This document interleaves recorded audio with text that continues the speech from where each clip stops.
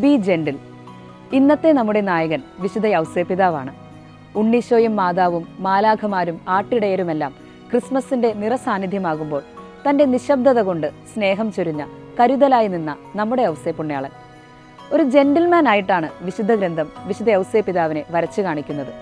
വലിയ ബഹളമോ ചോദ്യോത്തരങ്ങളോ ഒന്നുമില്ല.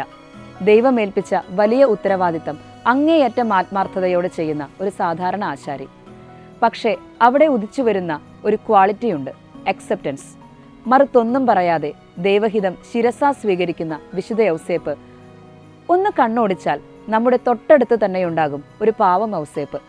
നിശബ്ദമായി അടുക്കളയിൽ ഓടി നടന്ന് പണിയെടുക്കുന്ന ഒരമ്മ, വരവും ചെലവും കൂട്ടിമുട്ടിക്കാൻ പാടുപെടുന്ന അപ്പൻ, സദാസമയവും പരാതി കൂടാതെ പ്രാർത്ഥിക്കുന്ന ഒരമ്മാമയോ അപ്പാപ്പനോ, വലിയ കഷ്ണം കേക്ക് തൻ്റെ കുഞ്ഞനിയനുമായി പങ്കുവെക്കുന്ന ഒരു ചേച്ചിയോ ചേട്ടനോ, അങ്ങനെ നിശബ്ദതയുടെ പര്യായങ്ങളായ ഒരു കൂട്ടം പാവം പിടിച്ച മനുഷ്യർ.